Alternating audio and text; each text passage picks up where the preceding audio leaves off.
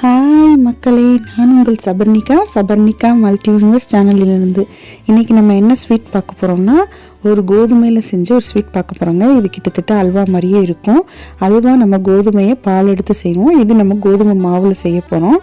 அதுக்கு நான் அந்த டம்ளரில் 1.25 டம்ளர் அளவுக்கு மாவு எடுத்துக்கிட்டேன், கோதுமை மாவு எடுத்துக்கிட்டேன். அதுக்கு 5 அல்லது 6 டம்ளர் அளவுக்கு தண்ணி தேவைப்படும். அதை ஊற்றி நம்ம என்ன பண்ணணும், கொஞ்சம் கொஞ்சமாக ஊற்றி கெட்டி இல்லாமல் கரைச்சிக்கிறணும். இந்த மாதிரி கெட்டி இல்லாமல் கரைச்சிக்கிட்டோம்னா அதை எடுத்து ஒரு அளவுக்கு வச்சுக்கிறணும். அதுக்கப்புறம் நம்ம அடுப்பை பற்ற வச்சு சட்டியை வச்சிடலாம். அடுப்பில் சட்டியை வச்சிட்டோம்னா 1 டம்ளர் மாவுக்கு நம்ம 1.5 டம்ளர் ஜீனி அளவுங்க. நான் 1.25 டம்ளர் எடுத்ததுனால 2 டம்ளர் அளவுக்கு நான் ஜீனி போட்டுக்கிறேன். அதில் கொஞ்சம் நெய் போட்டு அதை நம்ம கேரமலைஸ் பண்ண போகிறோம். நம்ம ஆர்டிஃபிஷியலாக எந்த கலரும் சேர்க்கலை, நம்ம கேரமலைஸ் பண்ணி தான் அதில் பண்ண போகிறோம். கொஞ்சோண்டு நெய் போட்டு நான் என்ன பண்ணுறேன், அதை மிக்ஸ் பண்ணி விட்டுட்டு அதை கேரமலைஸ் பண்ணுறதுக்காக கொஞ்சமாக நான் தண்ணி தெளிச்சுக்கிறேன். ரொம்ப ஊற்றிட்டா அது ரொம்ப நேரம் ஆகும் கேரமலைஸ் ஆக. அதனால் கொஞ்சமாக தண்ணி ஊற்றிக்கிட்டுன்னு சொல்லக்கூடாது, தெளிச்சுக்கிட்டு நான் என்ன பண்ணுறேன், அதை கிண்டுறேன். அந்த இந்த சைடில் என்ன பண்ணுறேன், நான் அடுப்பை பற்ற வச்சு ஒரு கொஞ்சமாக நெய் விட்டு கொஞ்சம் முந்திரி நான் வறுத்து எடுத்துக்கிறேன். எங்கள் வீட்டில் குழந்தைங்க ரொம்ப முந்திரி சாப்பிட மாட்டாங்க, அதனால் நான் கொஞ்சமாக போட்டுக்கிறேன். உங்களுக்கு முந்திரி இடையில பொடி பொடியாக போட்டு கடிக்க உங்களுக்கு இதாக இருந்துச்சுன்னா, உங்களுக்கு ரொம்ப பிடிக்கும் அப்படி சாப்பிட்றதுனா நீங்கள் நிறையா போட்டுட்டு அதை பொடி பொடியாக இது பண்ணிக்கலாம். நான் கொஞ்சம் பெரிய சைஸ் தான், அப்போ தான் ஈஸியாக எடுத்து வச்சுட்டு சாப்பிடுவாங்க, இல்லாட்டி சாப்பிட மாட்டாங்க. அதனால நான் அந்த சைடு முந்திரியை வறுத்துக்கிட்டே இங்கிட்டு கொஞ்சம் கிளறி விட்டுக்கிட்டே இருக்கேன். இங்கே பார்த்தீங்கன்னா நான் முந்திரியை இந்த மாதிரி வறுத்து எடுத்துக்கிட்டேன். இப்போ பார்த்தீங்கன்னா அதோட கலர் கொஞ்சம் மாறிடுச்சு. இன்னும் கொஞ்சம் மாறினோனையும் நம்ம என்ன பண்ணோம், அதில் நம்ம அந்த மாவை சேர்க்கணும். பார்த்திங்கன்னா கலர் நல்லா மாறிடுச்சு, கேரமலைஸ் ஆயிடுச்சு. நம்ம இப்போ மாவை கொஞ்சம் கொஞ்சமாக சேர்க்க போகிறோம். அதில் மாவை சேர்த்தோனையும் நம்ம வேறு டெம்பரேச்சரில் இருக்கனால அது கொஞ்சம் கட்டியான மாதிரி இருக்கும், பயப்படாதீங்க. கொஞ்சம் கலந்து விட்டுகிட்டே இருந்தேன்னா திரும்ப ஹீட் ஆகும்போது அது கரைஞ்சி வந்துடும். இப்போ பார்த்திங்கன்னா நான் கொஞ்சம் கொஞ்சமாக எல்லா மாவையும் நான் சேர்த்துக்கிட்டு அதை நான் கிளறி விடுறேன். கிளறி விட்டதுக்கப்புறம் இந்த மாதிரி வருது. கொஞ்சம் கொதியானோனையும் ஒரு கொதி வந்தோடனையும் இந்த மாதிரி கொஞ்சம் திக்கான கன்சிஸ்டன்சியில் இருக்குது. இதை கொஞ்சம் கொஞ்சமாக நம்ம கிளறிக்கிட்டே இருக்கணும்.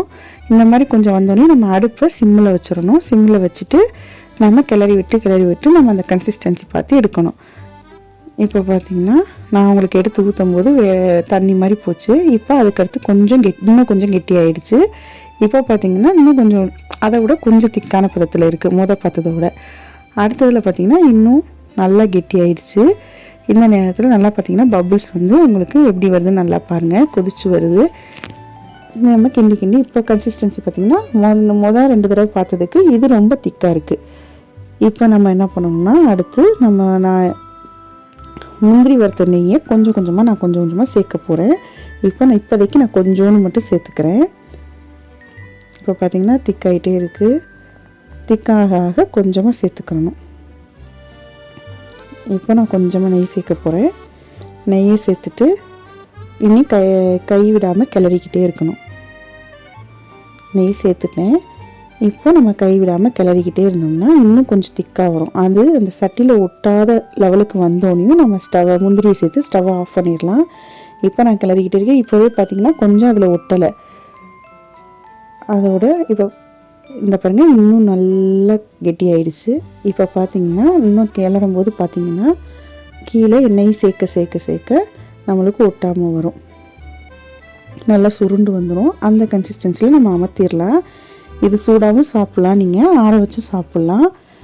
இப்போ நல்லா ஒட்டாமல் வந்துடுச்சு. உங்களுக்கு தெரியுதான்னு தெரியல, நான் கிளறும் போது கீழே பார்த்திங்கன்னா அது ஒட்டாமல் வந்திருக்கும்.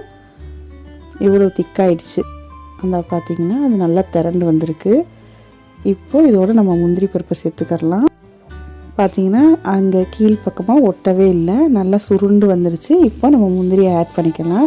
நான் கொஞ்சம் பெரிய பீஸாக தாங்க போட்டிருக்கேன். ரொம்ப சின்னதாக இருந்தால் என் குழந்தைங்க அதை சுத்தமாக சாப்பிட மாட்டாங்க, இதெல்லாம் எடுத்து வச்சுட்டு சாப்பிடுவாங்க. அதனால் நான் கொஞ்சம் பெருசாக போட்டிருக்கேன். நீங்கள் நல்லா பொடி பொடியாக இது பண்ணி போட்டுக்கோங்க.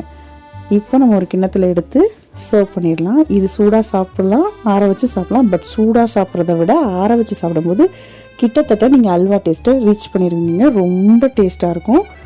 நீங்கள் ட்ரை பண்ணி பாருங்கள், வீட்டில் ட்ரை பண்ணி பார்த்துட்டு எனக்கு கமெண்ட் பண்ணுங்கள். Thank you so much. Thanks for வாட்சிங். நான் இப்போது சாப்பிட போகிறேன். பாய்.